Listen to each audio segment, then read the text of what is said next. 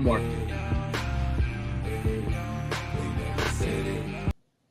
What's going on, everybody? Welcome again to another episode of the Straub Sports Show. Big bro Ken here.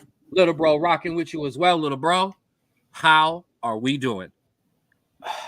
Since our last show, this has probably been the most roller coaster week of sports I have ever experienced. Man, you're not lying. Guardians come back on Thursday and Saturday. My Bearcats win on Saturday, so it's all looking up. And then Browns do Brown things on Sunday. And the Guardians start off just the worst way possible. And then it all comes back, and we're right back where we are last night, and we'll get into it. But it's on the way up, and let's hope it stays going up because, Lord, my heart can't take much more. Nope, not at all. Obviously, as you see, all the Guardians gear rocking. Lucky's rocking his hat. I was rocking my hat. Jose's in the building. We're definitely going to talk about the big Guardians game from last night. The whole entire reason we moved the show back a day. Of course, Mom, you rocking with your favorite guys, always here. And who are we? We're the Straub Sports Show. Thank you for joining us on the 216 Sports Network, whether you're on the Facebook page and you follow and like us there, or you're one of our 5.15, that number's correct, I double-checked it, 1,000 subscribers on the YouTube page. We appreciate you. The 216 Sports Network, that's where you can find everything. 4th and 15 with Mel and Smooth, which I talked to owner of the 216 Sports Network, Mel, yesterday. 4th and 15 will be back in regular rotation coming very soon. I will be doing a special bet segment for them. Stay tuned on that because Big Bro's Big Bets last week was amazing. The Jay Rich Show, which we've talked about, is going to be making its comeback here as basketball season return. The Rulers Minute with Rico McGee, always dropping for you throughout the week. Outside Interference, and of course, Straub Sports Show. Straub Sports Show, you can find us everywhere and anywhere you want to find a podcast. On Twitter at X at Straub Sports, TikTok at DSBSS, at Straub Sports Show on Instagram, and the Spotify Straub Sports Show Instagram page blowing up. And I want to give it some love. It's officially blue checked. All right, yeah, the Facebook page and the Instagram page are officially blue checked. We're officially the graphic. Yes, baby. We're official like a referee with a whistle. Make sure you're checking out that Instagram page because there are major interviews dropped. We've got 2 out of 4 because the Rapids did sign another quarterback. 2 out of 4 of our quarterback series for the Rapids have dropped. Multiple other player interviews. I mean, we dropped Jordan Jones's quarterback interview with the Rapids, and it did 1K overnight. So make sure you're checking those out. Those things are blowing up big time. And make sure you're checking out our friends of the show. Create Your Own Wave Apparel. My guy Austin, CYOWapparel.myshopify.com, and make sure you follow them on Instagram at Create Your Own Wave 2021. I say it every week, and it sounds redundant, and it sounds like I wrote it down, but it's off the top of the dome. The stuff Austin's putting out is just. It's sick. I don't know what is skibbity. I don't know what word you kids use nowadays, but because we used to call it raw. Okay, we used to call it raw. Okay, but y'all don't like that anymore. What are you? I am 23 years old. What do you think? How young do you think I am? I'm talking to the youth right now. I'm not talking to you. Okay. So yeah, the youths aren't listening to you, old man. Yes, they are. Let's do a proper promo here. Check out that fire stuff that Austin's got going on. You leave me alone, Straub. And good Lord, your official Falls Rapids broadcast team. That's the Straub Sports Show. I'm gonna update next week's graphic with the guys who have signed. They did some major signings on both ends of the ball, and a kicker, Straub, and a kicker. Ooh, baby. So we will definitely be checking out those. Me and Straub are going to be in attendance at Lyft tomorrow. We're going to be grabbing a whole bunch of interviews to store up so we can get them out to you. But make sure you check out the Falls Rapids. I'm not going to spoil anything yet, but we have a home field for our first year. And all I have to say is it's bleeping epic. But we will touch on that more when it becomes official. I'm not here to spoil any news. But that'll do it for our friends of the show. Marzinski, thanks for joining us live this week. We will definitely run you down when we get to soccer. Don't you worry, big guy. But we appreciate it. All right, Straub, let's get rolling. Let's start with the news. And I'll be honest, I really only have one set of news to talk about, and it's to send my well wishes to Aiden Hutchinson for a speedy recovery after fracturing his tibia and fibula Sunday against my Cowboys, where they absolutely just demolished us. Crazy Lions head coach Dan Campbell says they are not ruling him out for a return this year. Aiden Hutchinson is as crazy as Dan Campbell, so I don't know, but that doesn't even sound reasonable. But Aiden Hutchinson, I wish you all the best, my guy. Please, please, please get better. I don't want to see anybody hurt. I don't care if you're beating on my team or not. So that's all I have for news. Do you have news? No, listen, we got enough to talk about. I think we're good to go. We absolutely do. So let's start it off by giving away some awards, and let's start with the Boneheads first. Our John Fisher of the week. And as always, I get to go first on this one. This one's pretty easy, man. And I'm going to keep it home. Home for me. My John Fisher of the week is a fellow owner, Jerry Jones. Yeah, my Cowboys owner, Jerry Jones, who spent his birthday watching our team get demolished by another NFC contender in the Lions, 49-7, 49 I don't even know what the final score was, a lot to nothing. Then I have it in the thing, so we'll put it up. Appreciate that. Then after that was it. I had Jerry already written in for John Fisher of the week. He was good to go. But then Jerry doubled down on stupid. He went on his radio spot on Tuesdays that he chooses to go on, that he set up, and ripped the host because they were about to ask him if the 3-3 start could be attributed to the lack of aggressiveness in the offseason, which is half to 3/4 true. I'm not going to lie. But Jerry went off, said he's not there to dissect his every decision, or not there to dissect every decision he does or doesn't make. They are not there to ask those questions, and he'll get someone else to ask the questions or ask the right questions if not. Clown shit. Clown shit, Jerry Jones, flat out. Can I ask, what are the right questions that he's looking for? If not about the team and about his decision making, what else do you want to talk about when you're 3-3? Like, that's kind of how that works. When you are underperforming and you are below expectations, you are going to be asked about what your decisions were. So I don't know what kind of questions he wants. Does he want to know what he had for breakfast this morning? Because no one wants to know that. He wants all softballs. He wanted to just he wanted to Bill Belichick it. Let's just move on to the next week. And man, then you can't fire. Don't go off. You can't fire Jerry. He's still owning the damn thing. Shout out to Daniel, owner of the Falls Rapids, for rocking with us as he does every week. But yeah, you can't fire the guy when he owns the team. Trust me, I wish I could. But yeah, there's nothing that they could have asked him. The questions were fair. Go ahead, Jerry. Fire those guys. Hire the Straub Sports Show as the guys to ask you the question as a lifelong Cowboys fan and see if those questions get any easier, because they won't. Hi, I'm already angry. It's 9 minutes into the show. All right, your turn. Yes. So we'll talk about this later. Yes, we will. Because from what we said, the U.S. had a couple games this past week, and they were a little lackluster, not going to lie, but some missing pieces and some missing just cohesiveness off a new coach. That typically happens when you start off. It's the John Fisher of the week is not for those guys or anybody there. It is for every pundit, and specifically Alexi Lalas, Casey Keller, and Gary Neville for his England take, trashing on their new national team managers. Mm-hmm. Because Alexi Lalas and Casey Keller berated new U.S. manager Mauricio Pochettino for allowing players to go back to the club, saying this, quote, load management is detrimental to the team with such short time before the World Cup. Now, I have a couple things to say about that.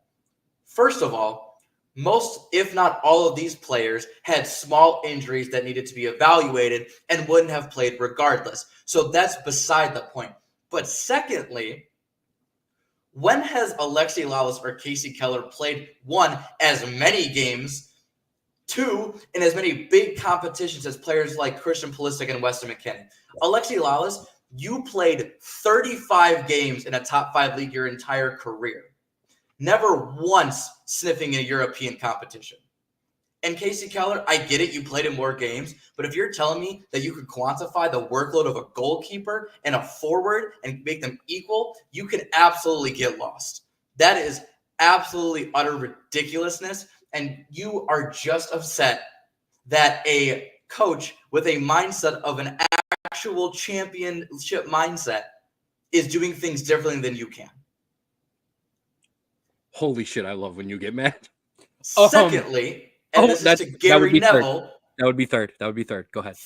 Third, Mauricio, Manchester United English fullback Gary Neville decided to speak his mind on the New England manager Thomas Tuchel, claiming hiring a non-English manager should, quote, be left behind. English fans and English players and pundits are so bold for a nation that hasn't won a World Cup since the 60s and has never won the Euros. The best English manager available in today's game is Frank Lampard and Graham Potter. Thomas Tuchel is miles behind both, miles better than both. And to suggest you are better than a foreign manager who can actually win you big tournaments because of some either English pride or foreign hatred is absolutely baffling to me, and I can't stand it. And that's why they are, because it is pure and utter just buffoonery that they have these takes and that they have a microphone to begin with. Holy shit, scorched earth right now. I don't know if I want to. I don't want to know if I want to clip that because I don't know if we want all of the smoke that would be coming back our way. But you know, hey, Big Bro's always ready for the smoke. Yes. I completely agree with you. I never have a problem with anybody taking shots at Alexi Laws because that man talks like he is God's gift to American soccer when he's not. He wouldn't even be an Avenger. And there's like 400 of those dudes, and he wouldn't even be one of those. So he needs to tone it down. Basically what this boiled down to, and we're going to break this down in a lot longer form at the end of the show. These guys were mad we threw the game against Mexico.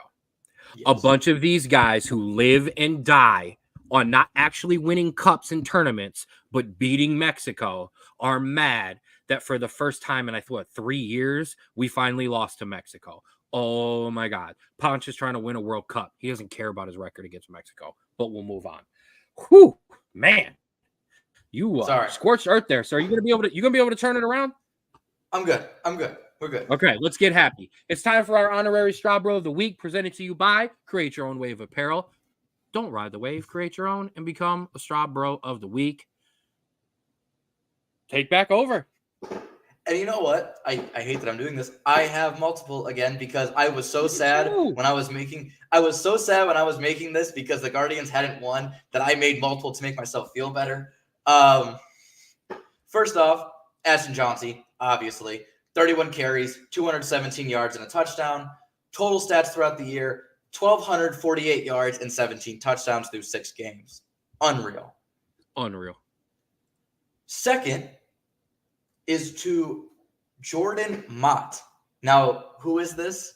This is a Penn State fan. Now, I know I give Penn State a lot of smack, but this particular Penn State fan decided to basically misuse USC's ability to allow fans to run out on the field with the team during home games. Now, it is a little expensive, but Jordan paid the fee, dressed up in all his Penn State gear, and ran out where all the fans are behind USC. But what makes it even better is because both teams were out the same tunnel, he basically led out the Nittany Lions onto the field against USC where they ended up winning, which we'll get into, which I think is super, super cool. And I hope he thought about that beforehand, and that's why he made the decision. But I think that's cool. I think that's my Straub Bro of the Week because sticking it to USC and by using their own policy against them and leading out the team is fantastic. Oh, listen, you had me at stick it to USC. Yes. And finally, my Straub Bro of the Week is none other than the man who is not guaranteed, but was told by Kevin Stefanski he would be playing on Sunday, Nick Chubb. And this is not because he's coming back, but for an article that he wrote and published earlier in the week. In the midst of all of Cleveland's troubles, Nick Chubb on Wednesday put out a post describing his injury, his process, how he became the man he is today, but also exclaiming how much Cleveland has cheered on his recovery and how ecstatic he is to return this Sunday. Quote, I can't stop until I prove to everybody that I'm the undisputed best running back in this league, and I definitely can't stop until we get the Browns back to the top of the AFC. It's been too damn long. The whole article is on our page. I reposted it, put it out there if you want to take a look. It's a little emotional for Browns fans, but honestly, it's a good read for everyone else. It's not just, fodder. It's really, really good. I would check it out. He is my Straub Bro of the week, and I hope he is next week because God damn, we need him to be. You absolutely do. Number one, yes. Like, I read it and it tugged at my heartstrings. I ain't a Browns fan. I love Cleveland though, through and through. So I even love some of you Browns fans. And I will say this: I'm very critical of your fan base because I think you're overrated. I'll be honest. I'll get on Cleveland. I'd host a show on 92.3 radio and say that because you are. However, the way you will rally around guys when they're hurt and they're coming back is very real. So I'm glad he felt that love. He deserves that love. I've made many comments about the fact that you don't deserve him. But I hope he comes back. I hope he comes back big because damn, do you need it? Yeah. All right, my turn. And you already know I got multiples. So we'll get through this. First of all, before we get into it, because we're going to after this segment, but Lane Thomas for the Grand Slam of all ages, followed by, and I won't quote what I wrote on Facebook, but Big Christmas, Big effing Christmas, and David Fry, you deserve some love. But I'm going to switch over. We're going back to the footy. A lot of footy in the opening of the show for all the stuff going on. My first actual Straub Bro of the week to the Maldini family for completing the family trifecta in one of the coolest sports accomplishments I have ever seen in my life.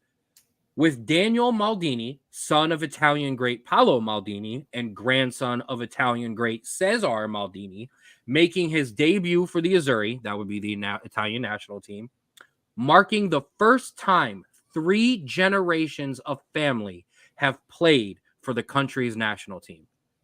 That's impressive.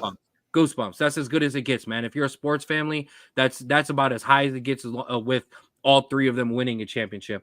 And Dad was able to be in attendance for that. And he also made his debut at Inter Stadium, which is where his dad made his professional debut. They connect all together. They get awesome. All right. Ken's going to keep it together for this one. My last one is a very emotional one. I'm not going to lie.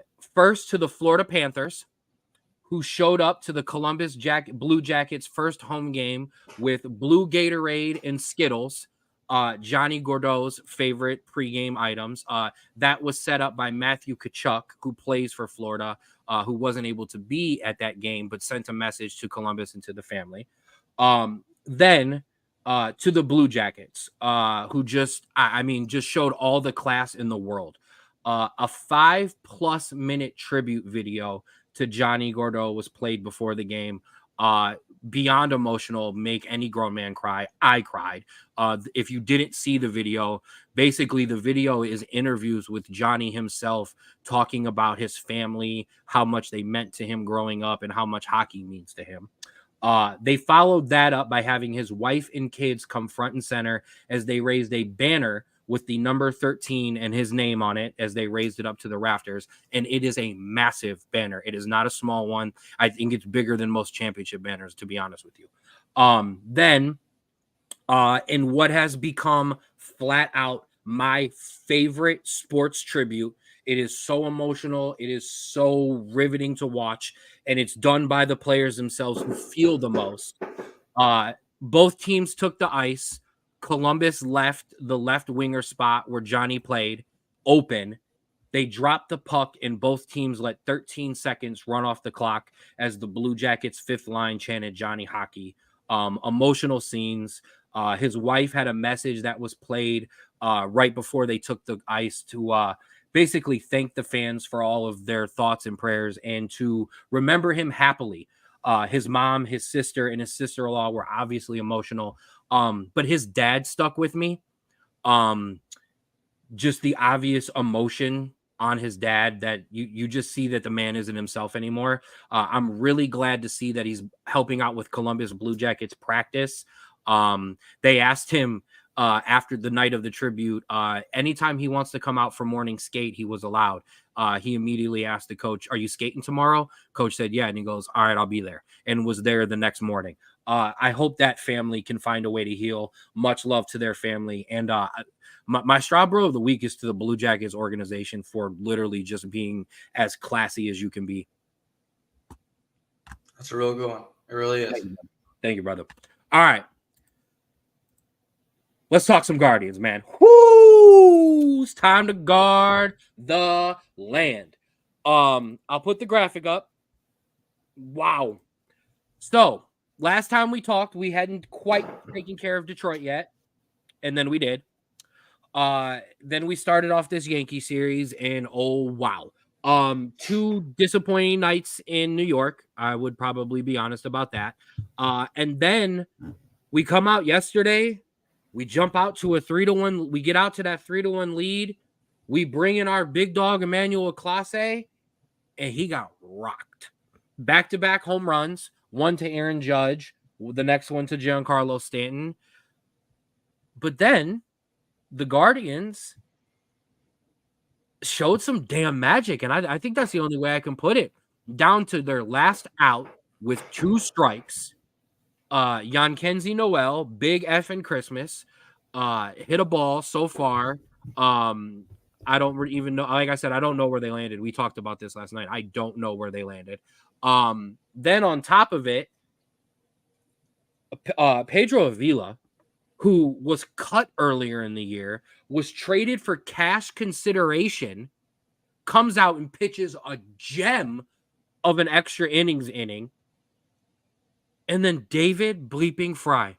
Can I get a large fry with a walk-off? No, that's it. Thank you. Bro, talk to me about last night. There's not a lot to talk about. I think that was one of the most important games to win beside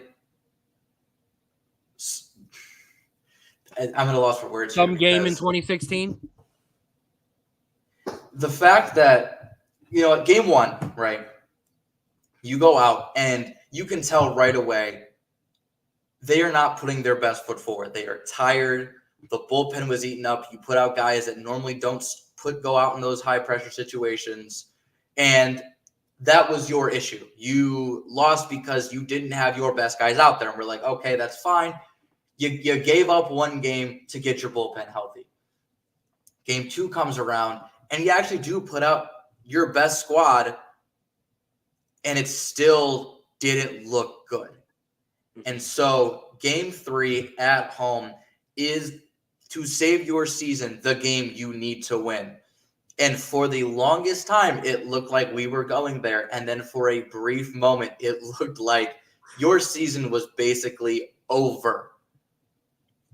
Listen, there was so many fans around the 8th, 9th, bottom of the 9th that left.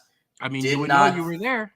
Did not think that they were going to come back, and to just pull victory out of the jaws of defeat like they did is something that is rarely seen, and even more rarely seen in a team from Cleveland, to just pull the rug out from under New York.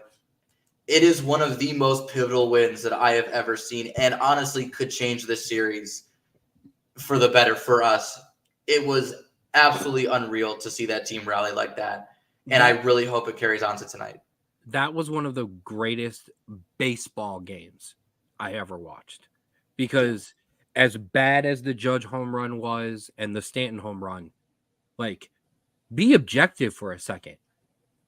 Those dudes, those two who are their guys, I know Soto is as well, but Soto got the walk. Aaron Judge is supposed to be the MVP of the American League. And the American League MVP stepped up in the top of the 9th and hit a game-tying 2-run home run. Yeah. Then their next guy came up and put them ahead. That's And then we turn around and, I mean, Kenzie Noel, and they brought it up during his at-bat, his first hit as a major leaguer, Was a home run. And then he comes in the playoffs and does it. And then David Fry, that's now 2 game-winning home runs for him. Obviously, this one a walk-off, the one against Detroit, not a walk-off. But, I mean, this team's playing with house money. And this is the key for the Guardians right here. Unlike when you face Detroit, the Yankees bullpen is hittable. Yeah. Detroit was running guys out there when we were losing. It didn't look like we could touch them in a cage, throwing bullpen to us. The Yankees are hittable. It's why they can be beat. But the problem is you have to shut their offense down, and it's going to be tense all night tonight. I cannot do another game like last night. Oh, my goodness. But we're still here, man. You take care of business at home. The series doesn't start until the home team loses. I have a very hard question for you. Go ahead. You are hypothetically in a save situation late in the game. Yes. Do you continue to trust Clase in these big moments? In the 9th. I mean, I'm tired of Stephen Vogt running him out there in the 8th. Do you think it would have made a difference if Judge and Stanton came up in the 9th and he came out? I'm going to speak ignorantly. So I'm going to say this based on what I have heard from professional athletes. And that is because they play at night, their bodies wake up differently than ours. You know, Sure. If I wake up at 5:30 in the morning to go to work, that's when my body starts to wake up. 6:30, 7 o'clock, I'm rolling. An athlete, they don't get up and get rolling until 7, 8 at night. I don't know what the extra half hour does for Emmanuel Clase. You know what I mean? I don't know if he's having to rush his warm up or what. But this is what I said last night. You are the Guardians. You do not technically have as much talent as this Yankees team. Live and die with your best guys. Our best pitcher is Emmanuel Clase. If he is up and it is his turn, then you run his ass out there and you go. We have had our best hitters up at the plate with guys on base. Jose Ramirez, Steven Kwan, David Fry, Josh Naylor, who's just striking out every time, but he's up there. And our best pitchers are up there with 2 strikes. If you lose with your best pitchers having 2 strikes and your best hitters being up with guys on base, then, man, I don't know. That's how you lose. You know what I mean? You lose with your best. Now, I would say this. I would think about, and I called him Cam Smith, and that's not his name. Cade Smith. I would think about letting him close. But I'm going to overthink it because I'm an emotional fan who just wants to win, and I'm scared shitless. But if I'm Stephen Vogt, what kind of message does that send to your ball?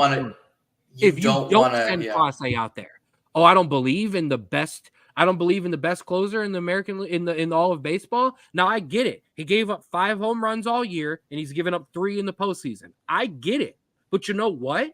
That is also what happens when you see a pitcher that often. And the one thing that does hurt Emmanuel Clase, and they talked about it on the broadcast last night, because they asked whoever it was, does Clase change because he's seeing guys more? Like other pitchers will try to adapt in the playoffs. And the answer was flat. No. Emmanuel Clase is going to go out there, he's going to throw his 101-mile cutter, and that's that. And he's going to throw it where he throws it and hope guys don't hit it. First of all, Feliz Navidad, gents. Merry early Christmas, Ray.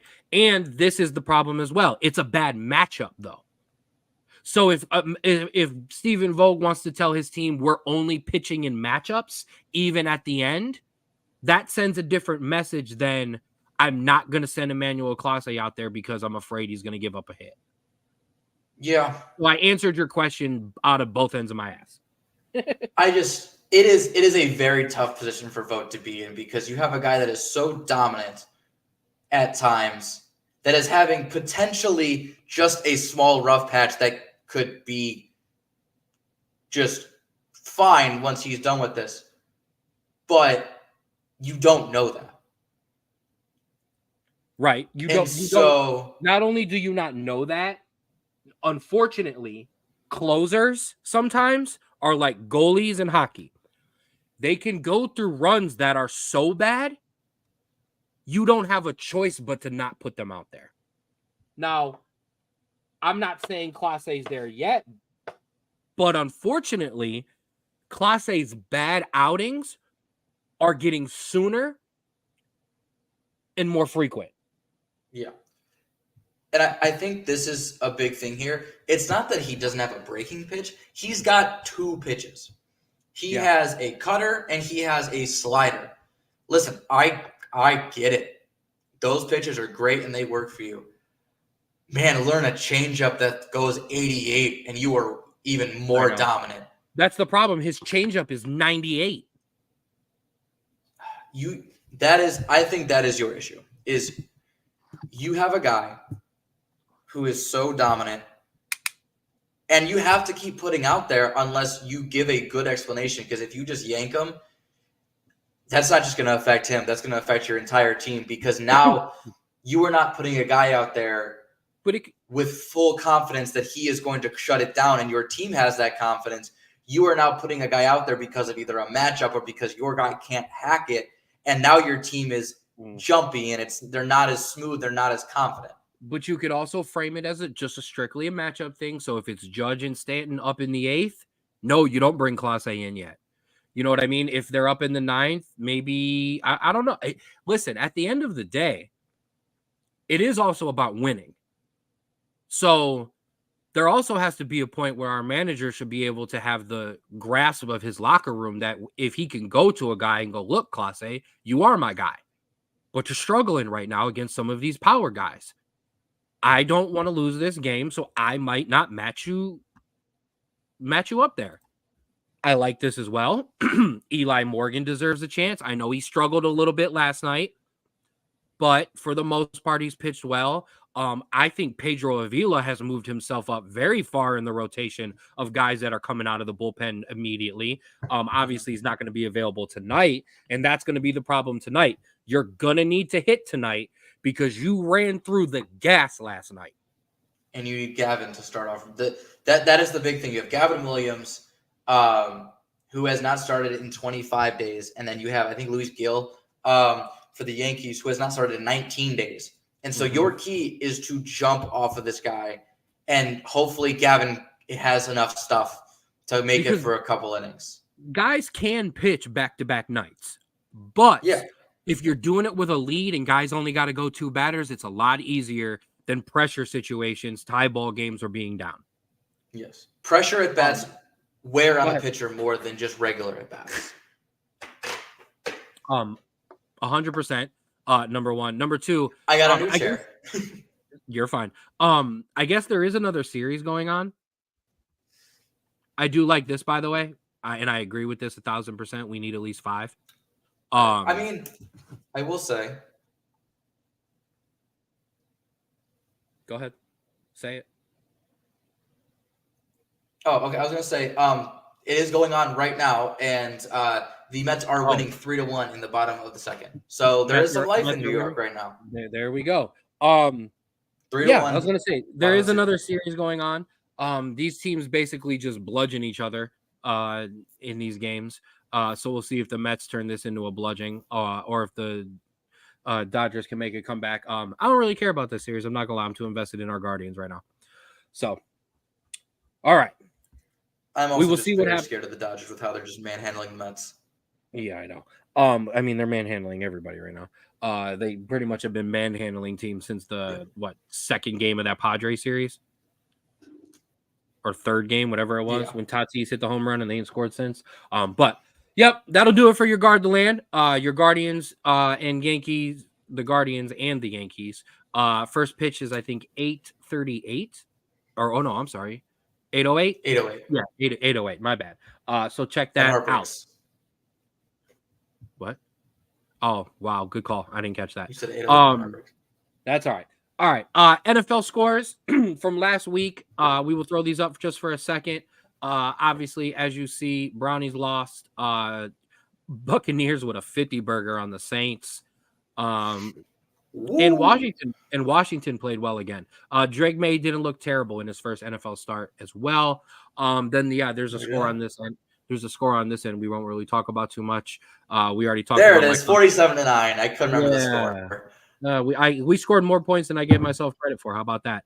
And then the Monday night thriller, 23-20, Bills over the Jets. This week, we had a game last night already. Obviously, we're rolling a day late. Broncos blew up on the Saints, 33-10. And then we roll into this week's slate. What stands out to you this week? So the Lions and Vikings here, I think, is going to be a great, great game. I think you have two hot teams. Sam Darnold coming off an okay performance his last start, and then obviously the Lions doing the Lion things. And so can Sam Darnold, this is going to be a first big test for Sam Darnold, and I really want to see how he compares against this Lions defense. Also, Texans and the Packers, I think, are going to be really good. Two teams kind of on the upswing, and kind of a prove-it game for both teams to kind of see who is a real legit contender in each one's conference. I agree. I want to flip to the second page. Thank God I'm on a bye. First of all, that could not get any better.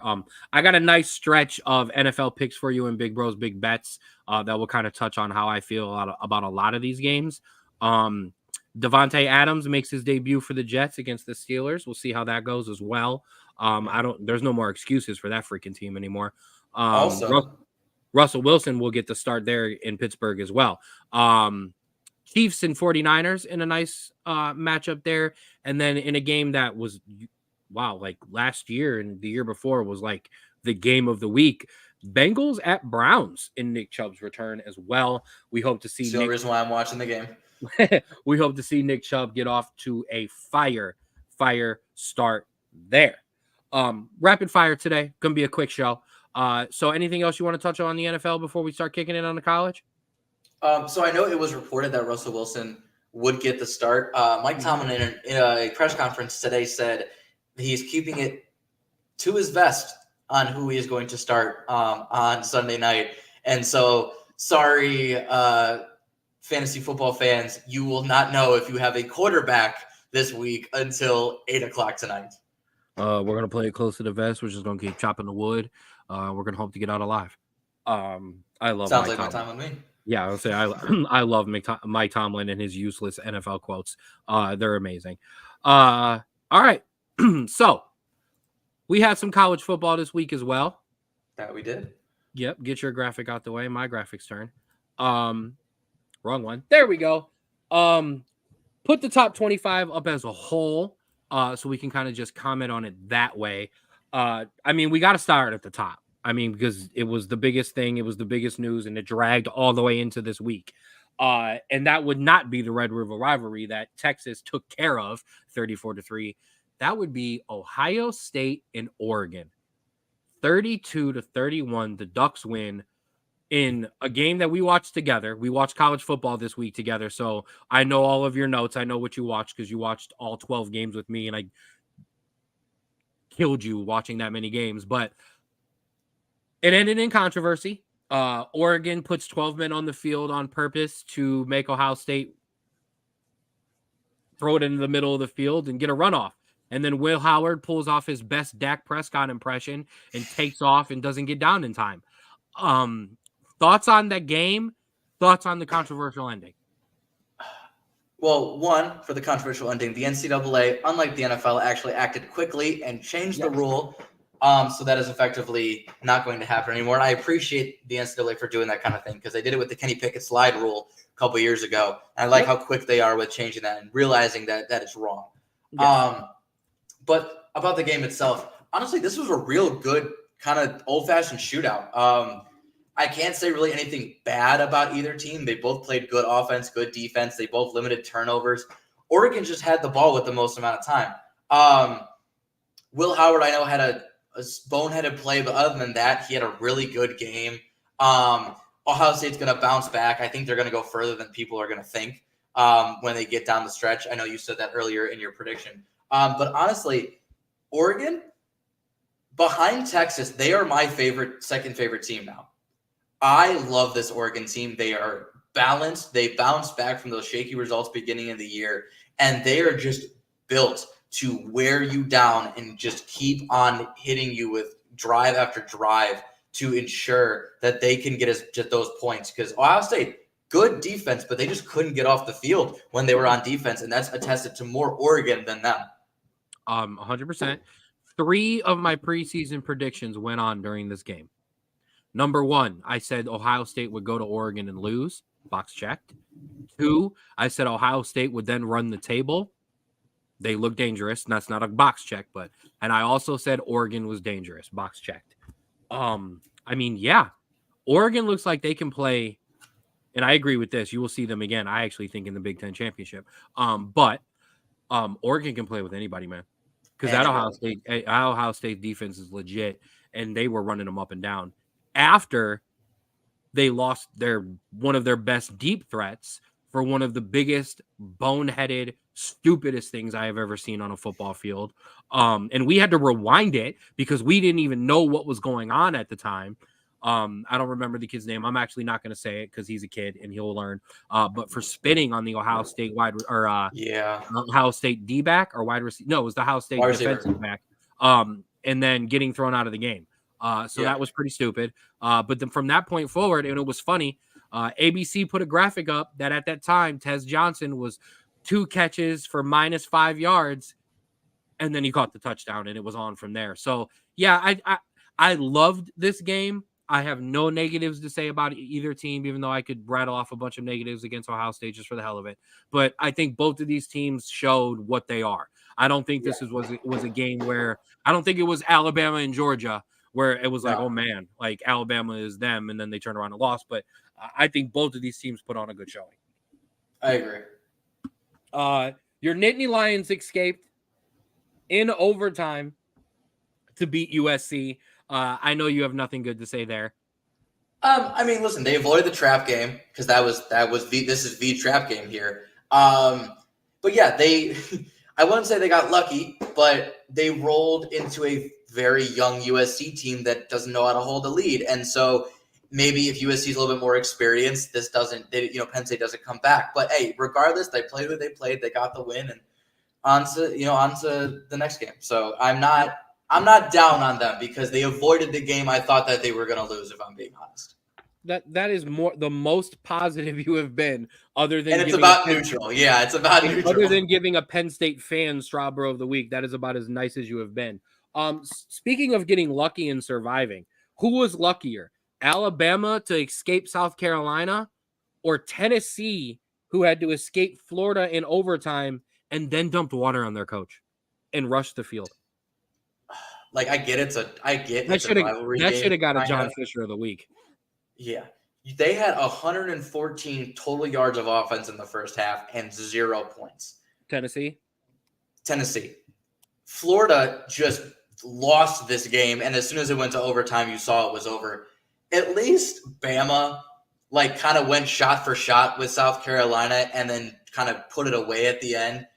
Florida just straight up lost this game, and Tennessee, funny enough, both teams are playing each other next week. So we're going to see who's going to be able to actually kind of get out of this funk because, Lord, both these teams are kind of looking like shells of themselves from the beginning of the season. Absolutely.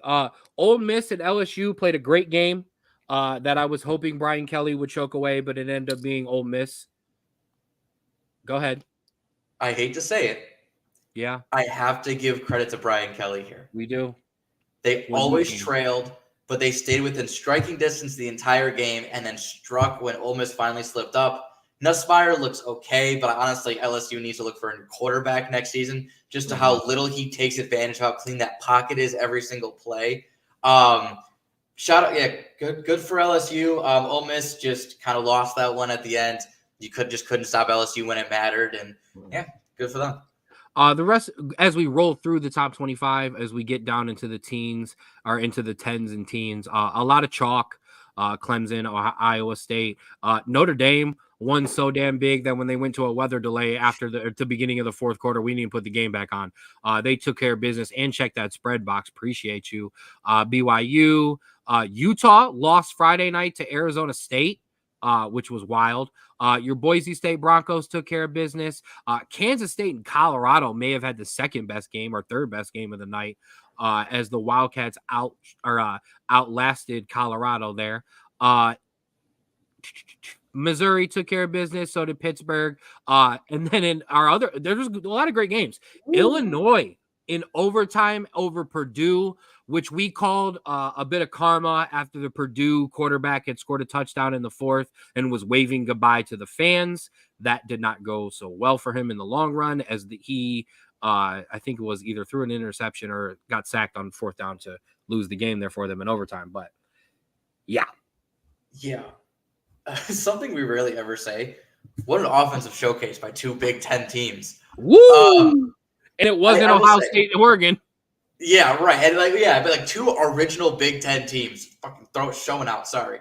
But Purdue going for two was a decision that looks bad, but they were riding the hot hand. They don't want to get into a scoring contest with Illinois. It made sense in the moment. You just couldn't convert. It's a genius move. You pull it off. It's a bad move if you don't convert. I understood the thought process. It looked like the offensive line just couldn't block a piece of paper. We argued about it sitting on my couch. We're not going to continue the argument on the podcast. I disagreed. I said kick the field or the extra point, but I digress. But what can you do? This week, we had some movement in our top 25. Not a lot. I mean, your biggest riser would be LSU up 5 spots and SMU up 4 spots.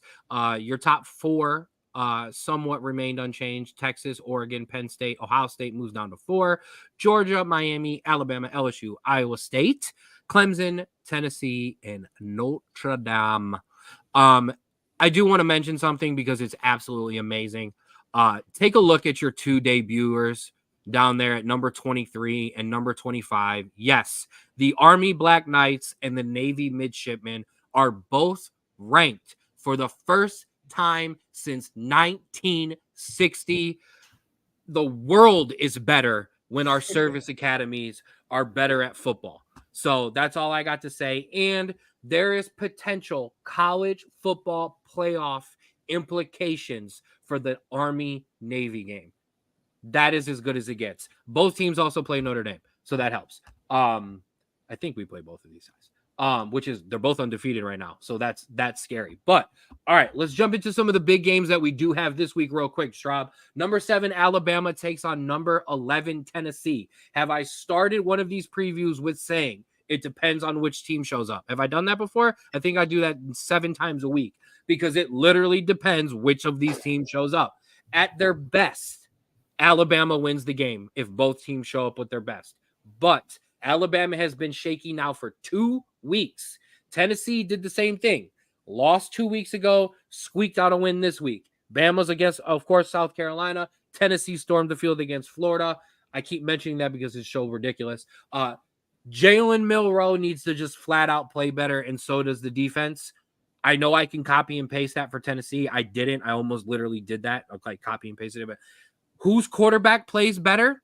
Which defense shows up? Yeah, and that's kind of how it is because both have an explosive offense. But they've been shown they can get shut down pretty easily with a system that they don't move away from. And so if it gets to the point, which I feel like it will, where both teams are going to be stagnant, it is up to the quarterbacks to make those plays and get their teams out of that funk and spread the field and spread that opposing team's defense. And that's just what's going to be. So honestly, I know the quarterback has the most important position, but this is why, because whoever's quarterback plays better is going to be the team that gets the win. Absolutely. Now, Alabama also remembers that loss at Tennessee. I think it was 2 years ago. Or no, was that last year? 2 years ago. 2 years ago, which Tennessee drugged the goalposts all the way to the river, blah, blah, blah, blah, blah, like SEC teams do. That's on Alabama's mind. So I know it's at Tennessee, But Tennessee doesn't have that, oh, we lose to Alabama every year.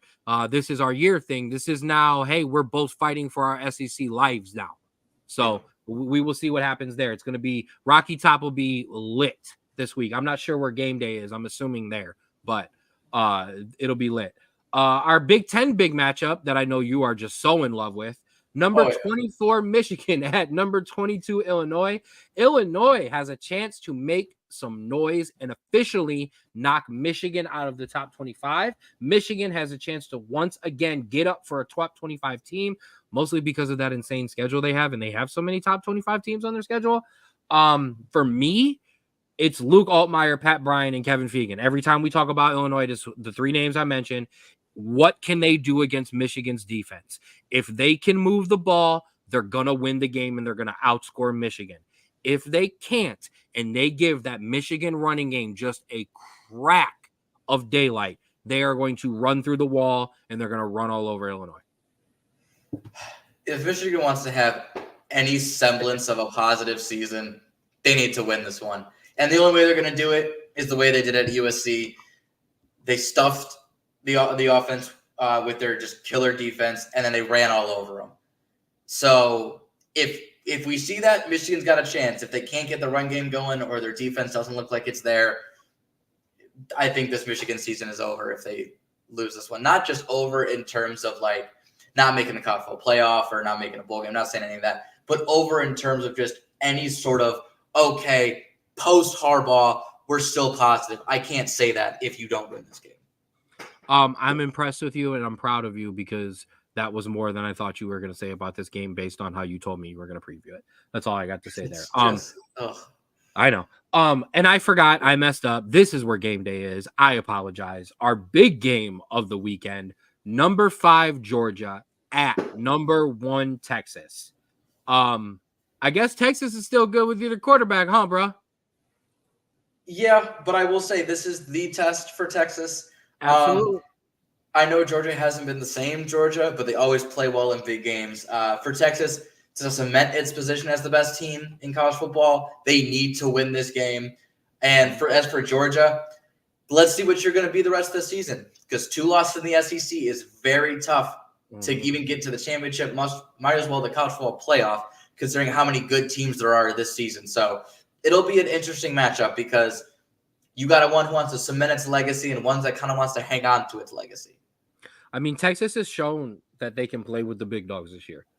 Can Georgia finally put a complete performance together? Because if not, like you said, they're done, and they're done in the SEC. Or at least going to have a hell of a ride and have no room for error because their 2 losses are going to be within the SEC. They almost needed one of those losses to be a fluke outside of the SEC so that they can still make the championship game. For me, Texas is kind of playing with house money. I don't know if you can name me another team in the country right now who can walk into a locker room and say, these guys can't touch us. And we all say, yeah, you're right. And that includes Oregon, Ohio State, Miami, Penn State, whoever you have up there. I know we just rated Oregon really high, but even then, if I put Texas and Oregon in the same locker room, I'm going, man, we sure Texas isn't going to roll? That's how good they look right now. Yeah, I completely agree. So we will see. That's their game. That's a big game there. And if I'm Texas, I mean, Georgia has to worry about their depth already. Texas is kind of like, go ahead, knock my quarterback out. See what happens. I'll bring Arch in this boy and have him start dancing and sneezing all and sniffing all over you. Some other big games to run through real quick. Yeah, I know. I did the slime on the podcast. Some other big ones to run through real quick. Tonight, Nebraska at number 16, Indiana, a huge Big Ten matchup. Can Dylan Raiola take down a hotter than ever before Indiana team? I am stupid hyped for this one. I'm not going to lie. No, not gonna lie, I am too. If Indiana wins this game, they are on the fast track to the Big Ten championship. Yeah, because they haven't scored under 30 points this season. Right. Nebraska wins and still only have 1 loss, and all these undefeated teams start dropping, especially considering other than Texas, nobody really looks unbeatable. You can't say that about Oregon. They have looked beatable a couple weeks, but yeah. Indiana could be putting themselves in the front running for a college football playoff bowl bid. Give me that. Give me all of that. Shout out to former Bedford graduate Roger Saffold, who went to Indiana, graduated from Indiana, then played in the NFL. I know he'll be watching that as well. Another decent game. Number 12, Notre Dame at Georgia Tech. Can Riley throw it? No. But, man, if he can run on this Yellow Jacket defense like he did last week, we will be all right. If not, we'll be done. And this is one of the games that I have worried about all year. We know what Georgia Tech is. A great defense, limited offense. So can my Irish be. They can be the exact same thing. A great defense and a limited offense. If we can whoever runs the ball and can hit a couple downfield passes, they're going to run away with this game. Yeah, I think it's literally the fact that any semblance of good defense shuts down this Georgia Tech team this year at least. And so you play decent defense, you should be okay because, this offense is very, very limited. I know they've only lost to Syracuse and Louisville, but those teams have two good defenses. So yes. And then we did lose another another injury. My team has been decimated this year. They look like an NFL team the way these guys have dropped. But hey, next man up. That's how Marcus Freeman does it. So we will see what happens there. And our last good game of the week that was kind of hit with a sledgehammer when they lost their starting quarterback, but the University of Cincinnati versus Arizona State. 5-1 Arizona State versus UC. Drew, Arizona State lost their starting quarterback this week. So some lines moved, some things were shifted around. Talk to me about this game because I know you're up for it and I know you're nervous as hell. I'm nervous as hell. I'm up for it. I would not have thought that week 7 or 8, we would be talking about UC in a good matchup on both sides, not just us trying to upset a team. Listen, we were 3-9 last season. We're 4-2 right now. And honestly, if not for a fourth quarter meltdown against Pitt and multiple missed field goals against Texas Tech, this team could be 6-0. And so there's a lot to be happy about. And you would be ranked. Yes, so there's a lot to be happy about.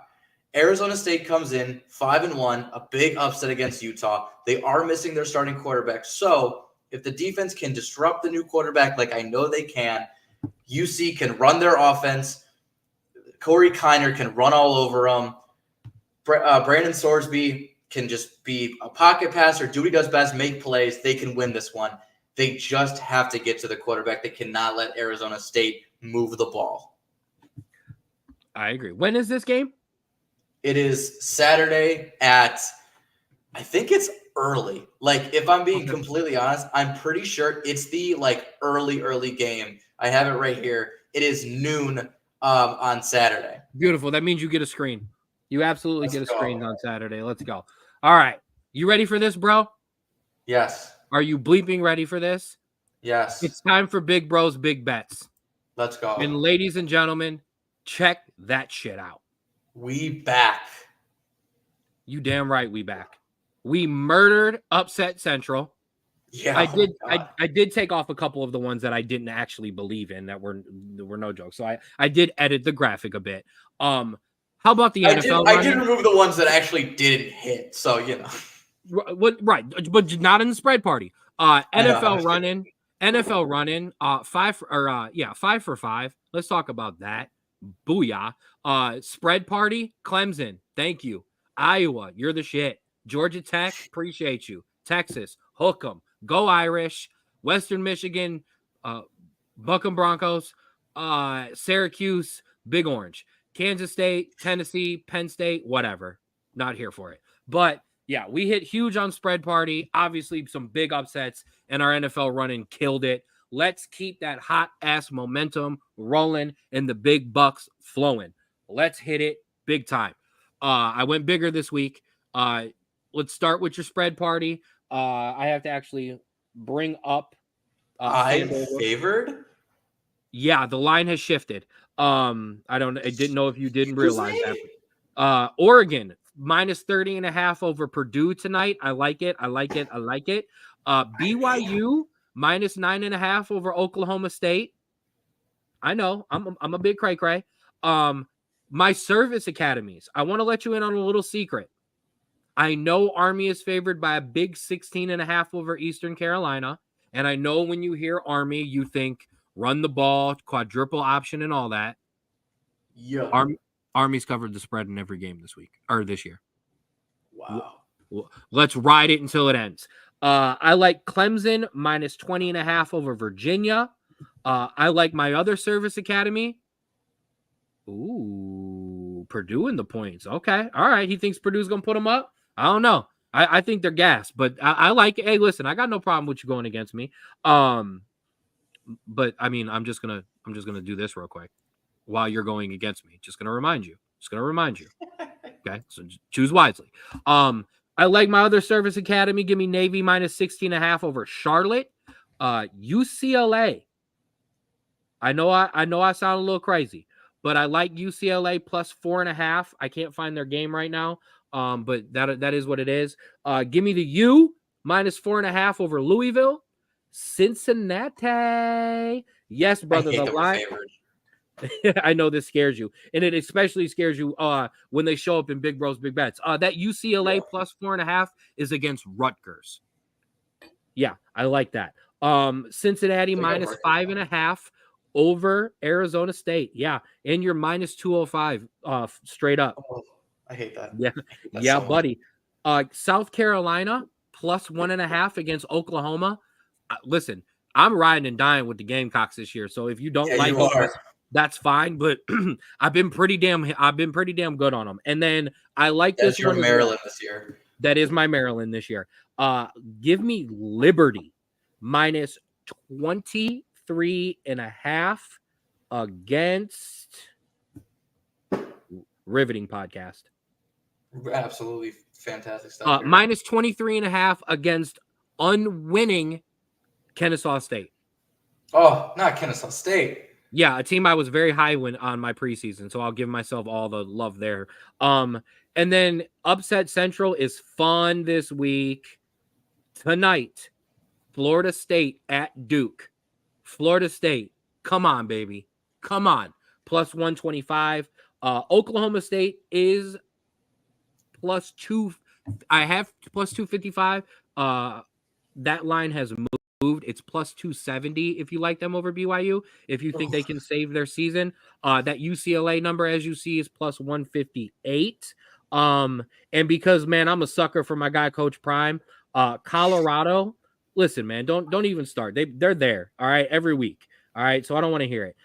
Colorado is plus 116 over Arizona. I know you guys know how much I do love my Arizona. I know. It's a battle of the two teams that I really, really like that aren't very good. And then my last one there, Oregon State. If you actually believe Oregon State can get off and get their season back, they play UNLV. So plus 184 on the spread, plus 6.5 on the spread if you like them. And last but certainly not least, my NFL run-in. I'm pretty proud of this one. I think we're gonna hit big here. I like the Bills over. We just had it Yeah. up. Man. Sorry, man. Bills over the Titans. I like the Falcons over the Seahawks. I like the Lions over the Vikings. I like the Bengals over the Browns. Sorry, bro. Eagles over the Giants. So do I. Right. Commanders over the Panthers. Give me the Chiefs over the 49ers. And I like the Jets over the Steelers. You like that little fiery new head coach boost? I mean, it's not necessarily that. Both defenses are good. I know the Steelers defense is really good, but that offense is incompetent. I don't care who's behind center. And I think the Jets will find a way. And I think Devontae Adams scores a red zone touchdown in his first NFL game with the Jets. Because I think that's here to talk about it. I do too. I think that's where they're going to benefit from him the most. And I know I'm stealing that from an NFL pundit, but that's how I feel about that. Also, I will be debuting a Straub Sports Show betting segment on 4th and 15. I'm going to try to incorporate some of these and a couple ones that you will only find there. So check that out as well. That's TBD. I will have more details on it as we go. It's time for some footy.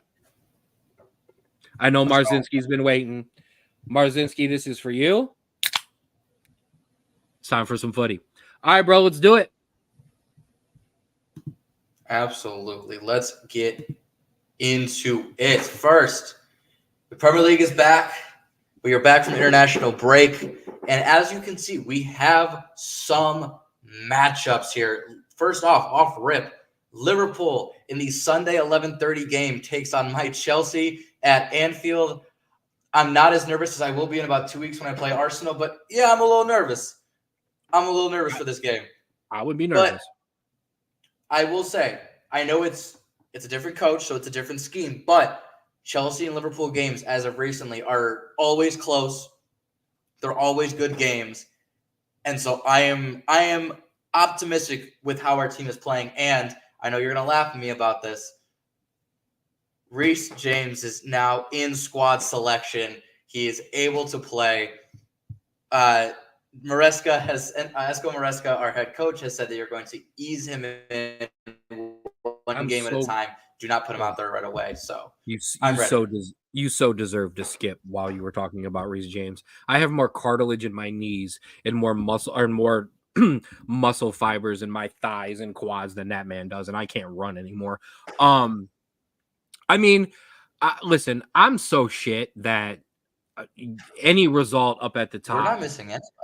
Everyone's fit. Sorry, but I'm so shit that any of your results wouldn't surprise me because I just am depressed about soccer right now. My whole mood changed as we switched over to the footy. Manchester United sucks. We're in 14th place. What? Yeah, I know you did. We played Brentford. I'm pretty sure we're gonna play Johnny Evans at fucking left back.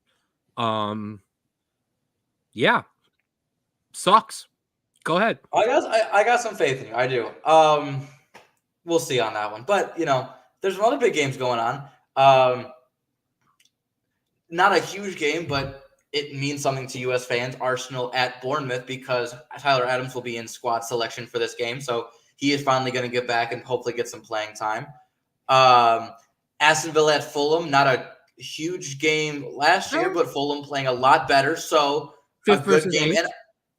So a good game. And Brighton versus Newcastle, 6 versus 7, I think is going to be a really good game. And I think those are your really key matchups there. There's some at the bottom, but I don't look at bottom table matches until later in the season. The key for Liverpool is to be careful because both Manchester City and Arsenal play teams towards the bottom of the table.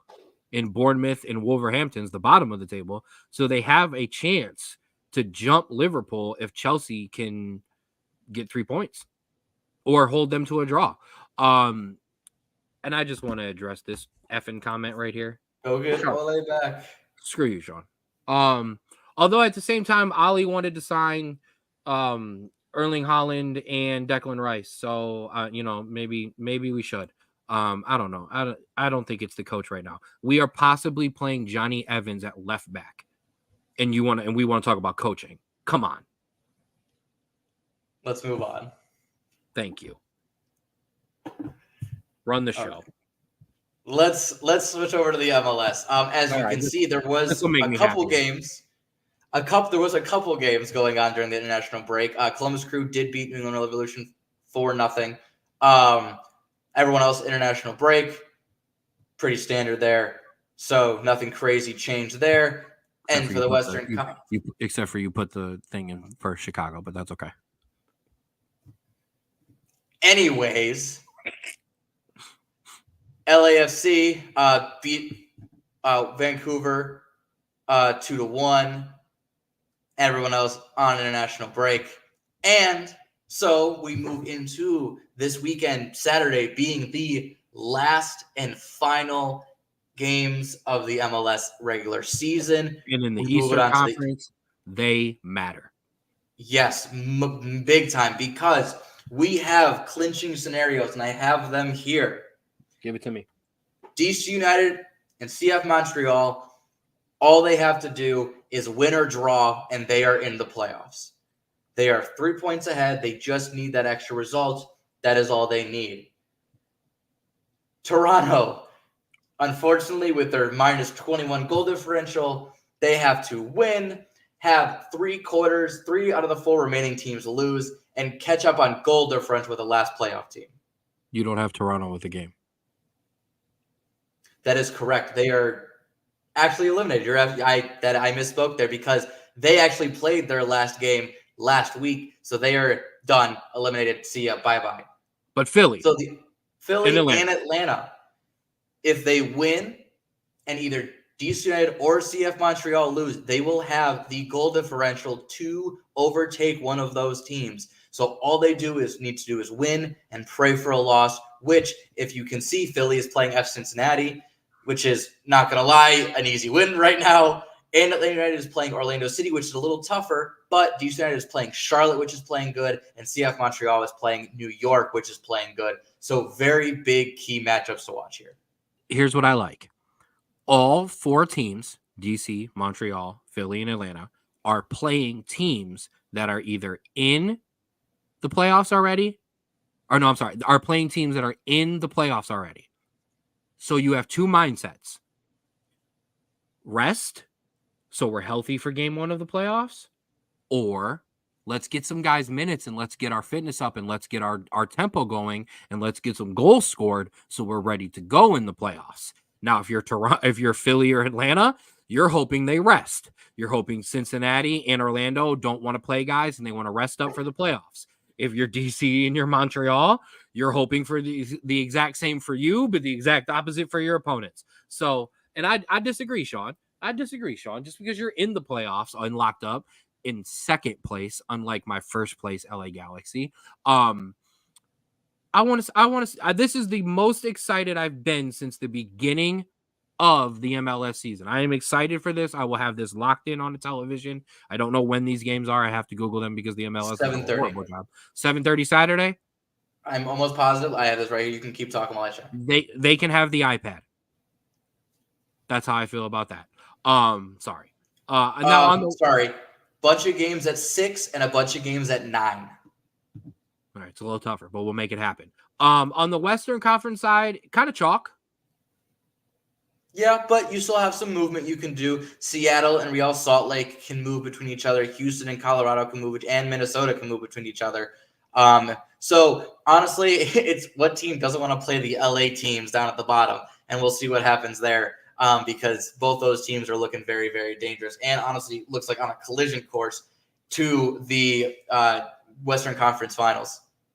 I will point out, because I have to, because I just was talking shit about my LA Galaxy being in the number 1 spot. If the Galaxy were to lose and LAFC were to win by, I think it would be just 3 goals, or by 2 goals. If they win 2-0 and we lose, LAFC will take your supporter shield and be the number 1 seed in the Western Conference, supplanting LA Galaxy, who have been there almost as long as Inter Miami have been atop of the Eastern Conference. I would not like to see that. I would like to see us finish strong. I hate every team from Houston, so I would love to see us beat up on the Dynamo. Their logo and their colors remind me of the Astros, so I just call them cheaters and let's beat them. Although LAFC gets San Jose, who are playing for nothing and are also owned by John Fisher. So who knows what they're going to do? They're probably going to pack up and not let the fans on the field and are not tell the away fans to travel and tell their players that they have to leave right after the game. Yeah, I didn't put their goal differential on there for a reason, because it would have made you very upset. Yeah. Anyways, enough of being upset. It's time to rant and talk some shit. But before we do that, as always, Andrew Straub, it is time for Americans Abroad. So, I have feelings here. You had your friendlies this week. An okay win against Panama, a very lackluster and empty game against Mexico. You really were just trying to adapt to a new system. I'm not worried about it. Obviously, we could tell by the pundits that they are scared poopless, but I feel like that's just because their buddy isn't head coaching the U.S. anymore. But that's just my thoughts on things. I mean, dude, you out here doing the celebration. I don't like American pundits with a passion, and you know this. Same here. Shout out to Taylor Twellman. I like you. Shout out to Taylor Twellman because he's very good. And also, who am I thinking of, Ken? Hercules Gomez. The other one. Kyle Martino. Sure. Tim Howard. No. Anyways, we're moving on. Just an okay. I wasn't expecting to see Stu Holden. Thank you, Sean Marzensky. That's what I was waiting for. Oh, yeah. Okay. There's like 4 American pundits that I like: Hercules Gomez, Stu Holden, Taylor Twellman. And I honestly 3. That's about it. That's all I like. Those are the 3 I like. Everyone else just doesn't make any sense to me. Bunch of wankers. So I don't take these specific friendlies seriously. Maybe next ones, maybe definitely the one after the third rotation. But this one I really don't have any thoughts on because they're getting to know the system. Can I be a part of Americans Abroad this week? Of course you can. All right, tap me in. All right. Casey Keller, Alexi Lawless. It's my turn. Lil bro got to do John Fisher of the week. Now you're about to get shredded in Americans Abroad. You're clueless. I don't want to call you clowns because I respect the hell out of you. But I was pretty close. Pissy because we lost to Mexico in a game nobody gives a shit about. Sorry. You're not wrong. Pissy because we sent home players who we had already said, one in Christian Pulisic, who was not going to play many minutes in this camp because he's in the middle of his effing season at AC Milan, and he's going to get used the hell out of there. And played he started every single game they've had so far, other than like the Italian Cup. Weston McKennie, who's injury prone. Who else did we send back? Fofana. Haji. Okay. Like, these are players that are getting substantial minutes with their team. Like, you implemented a system and you practiced it. Who cares about getting potentially hurt against Mexico? What we are fighting is 3 or 4 generations of American players who live and die on beating Mexico and getting barely out of the group stage. Okay? That is United States men's national team culture. Okay? Beat Mexico, lose in the first round of the World Cup, or the first round of the knockout stage. Okay? Mauricio Pochettino is coming in as an Argentinian, okay? A country that is more soccer culture in a square yard than 47 of the states in this effing country, okay? And wants higher expectations, demands more out of his players, and is going to demand more out of results when they matter. And he's actually been able to coach these players minus 4 fucking training sessions. I apologize for my language. Like, the thing is, do we want to win a World Cup? Then stop hanging our lives and stop hanging our results on a friendly with Mexico in freaking October. Do you want to win a World Cup? Then play the games that matter as we get closer to the World Cup and we actually get players in out of season ready to go. Yeah. Right now, he is going. I'm sorry, I keep pausing. Right now, he is going through his entire roster of guys, giving guys a chance, giving different guys a shot. He also wants to see what this team looks like when they don't have all the big dogs out there and all of the other guys have to step up. And you know what he learned against Mexico? These guys have not had enough opportunities to step up. We still dominate. And here's the other thing. We did 2 things in these 2 games that we normally don't do. We controlled possession.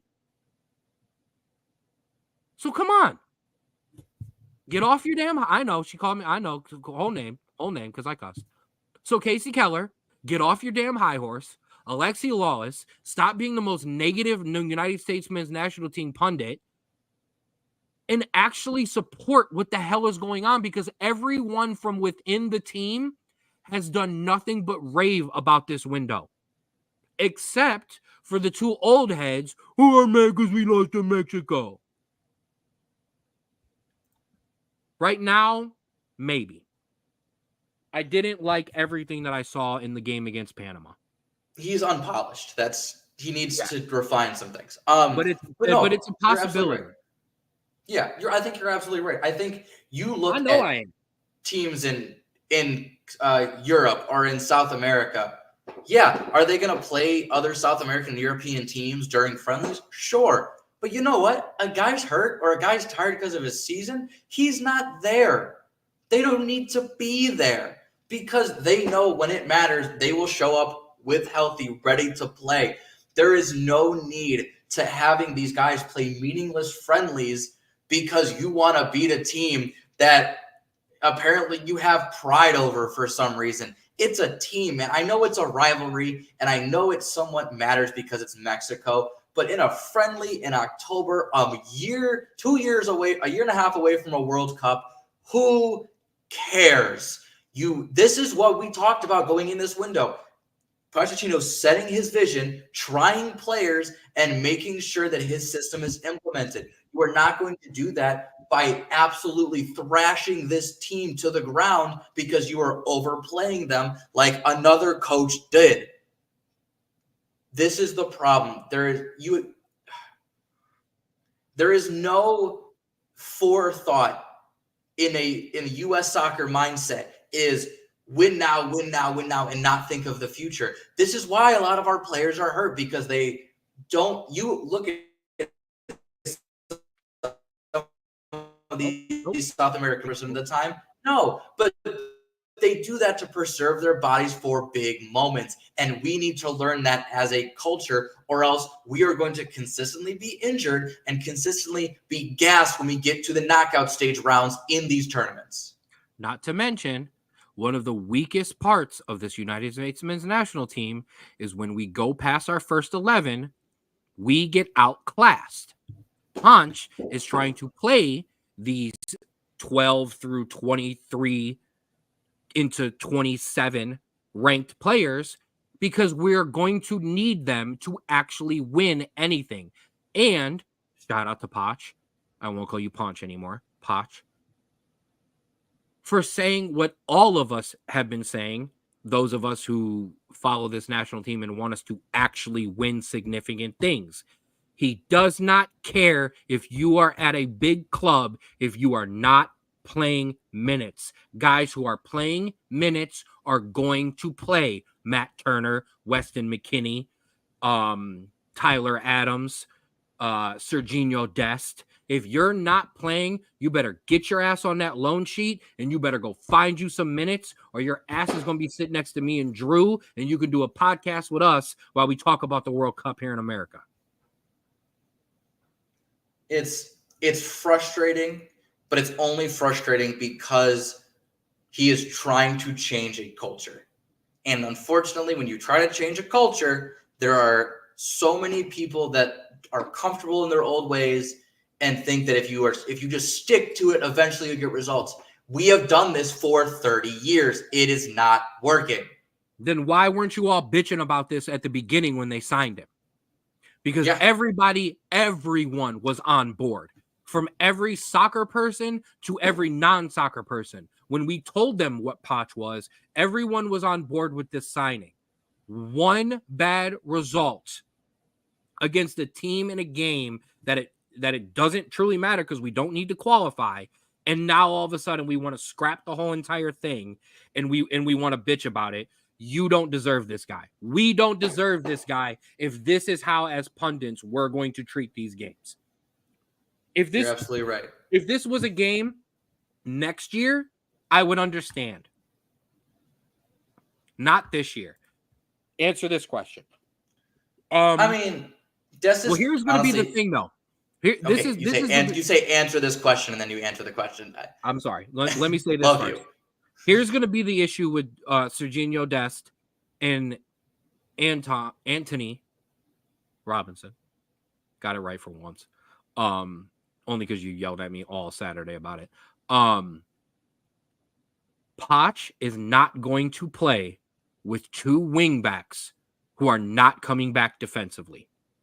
At some point as a country, we are going to need to accept that while it's great to have two amazing world-class wingers, we cannot play them both when we do not have the talent 1 through 11 that matches up against an Argentina, a Netherlands, a Germany, a Brazil, a France. I could run down the list. You can't do that. Now, what you could do is easily have Serginho Dest as the scariest 12th man in the world who can come on in a game, go up top, play as a winger, play as a fifth defender that moves up the field. But I do not think that you can play Robinson and Dest at the same time under Poch's system. I can see that. And our center backs aren't good enough for that either. I will say the issue is Anthony is a good enough defender in his own right. He just never stays back. He always wants to push and push, which is his game, and I respect him for it. And he's given the freedom in that Fulham team to have other three defenders cover him. When Serginho Dest is in there, we do not have that. Yeah, they're not good enough. And he's not a good enough defender. Dest is not a good enough defender to do that. So I agree with your thought process there. I think this honestly comes down to, I know Poch wants to run a 4-3-3 or a 4-2-3-1. And I love those systems. You have to find a way to get Dest, not 90 minutes every game. I'm not saying that, but big minutes, because listen, when he is on the field, when he is on the field and he is healthy, he is a top 3 player on this team.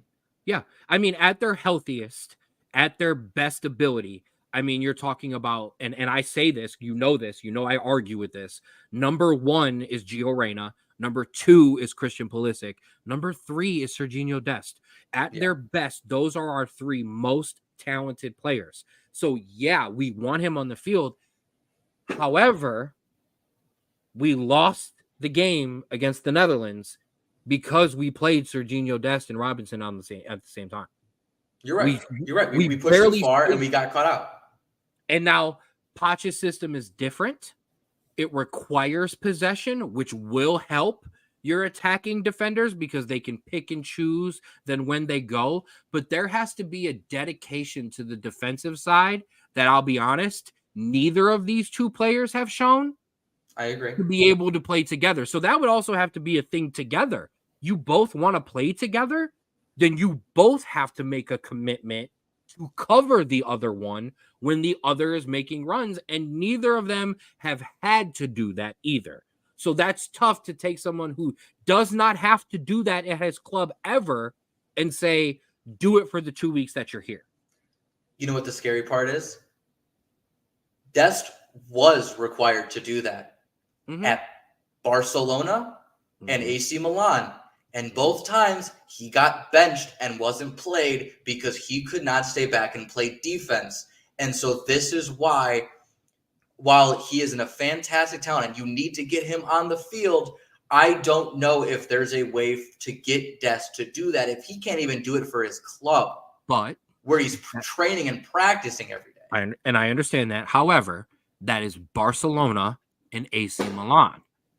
If Serginho Dest was playing at a Fulham, no offense, a Premier League team, but a mid to lower end Premier League team that will cater their system to their better players.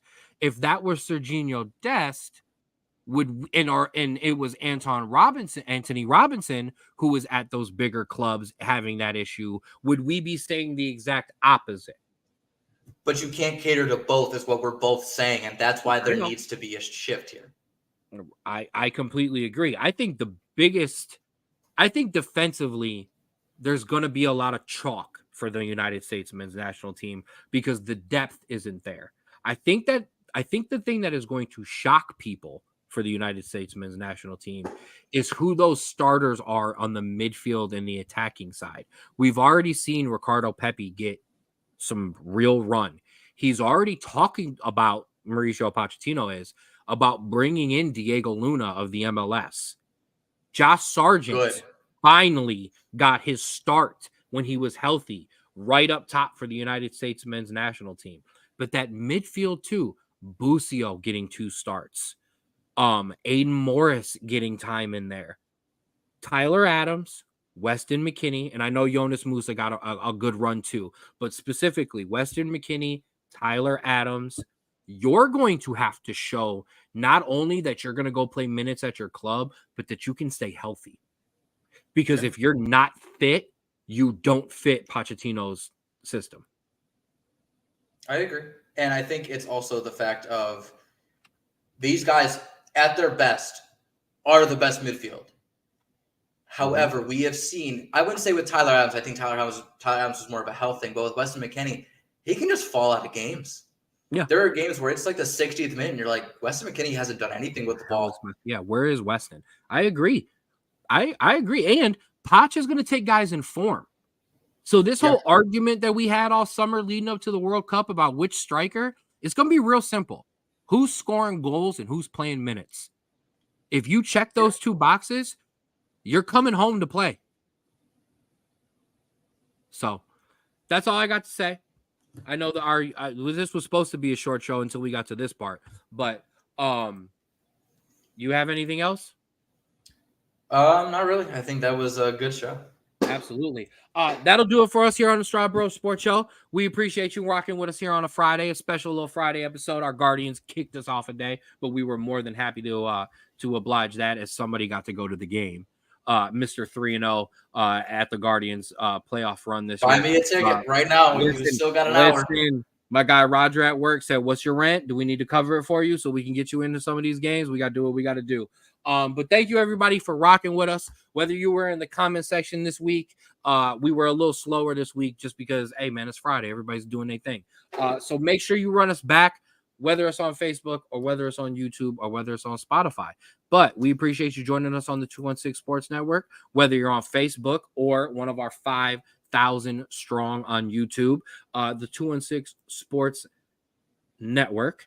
You can find 4th and 15 with Mel and Smooth, which will be making its return appearance very soon. The Jay Rich Show kicking back up as basketball season comes in and gets hot. The Rulers Minute with Rico McGee, every sport, every topic, multiple times a week. Outside Interference and the Straub Bros Sports Show. Straub Bros Sports Show, you can find us on X at Straub Bros Sports, on TikTok at the SBSS. I think we have a new TikTok to go up. I think we have multiple United States men's national team rants to go up there. You can find us on our newly verified Instagram account at Straub Bros Sports Show, where you can catch all of our Rapids interviews that are blowing up multiple players, and our quarterback series has officially dropped too. And then on Spotify, Straub Bros Sports Show. Make sure you check out our friends of the show, Create Your Own Wave Apparel. Make sure you follow them on Instagram at Create Your Own Wave 2021, CYOWapparel.myshopify.com, and check out the fire that Austin is cooking up. And as always, Falls Rapids football team, we are your official broadcast partner. Coming to the PAFL. Schedule is up and posted. First signings have gone down. Make sure you follow the Falls Rapids Facebook and Instagram page. Check out those signings. Check out my interviews. Check out the stuff that's being posted. I cannot wait until we officially announce our home field for this year. Spoiler alert, me and Straub already know about it. Goosebumps, real big stuff going on there. Yes, make sure you check them out as well. Make sure you check out us out as well. Stumbling to the finish. Final shout out, Strabo. Yep. Thank you everyone for watching, listening, however you digest this podcast. First of all, Mets are up 10-2 at the end of 4. Not dead yet. So that's going to be interesting to watch. And 2, tonight and tomorrow at least, outside of Progressive Field at what do they call it? Something Plaza. Gateway Plaza. Gateway Plaza. There will be a watch party. It is currently going on right now. They have a big screen. They have music. And potentially Sean Mrozinski will be there tomorrow for Game 5. It should be a fun atmosphere. It was a great atmosphere inside. I'm sure it'll be outside. I'll put the zip on. Don't worry. But hey, if you see me, say hey, say what's up. It should be a fun game, a fun day regardless. And yeah, have a good weekend. Absolutely. Give them a high five. Tell them go Guards. Good luck, Guardians, tonight. Go get it. And let's go get it Monday, too. And let's take this thing back to New York. That'll do it for me and Straub. And as always, please remember to love yours.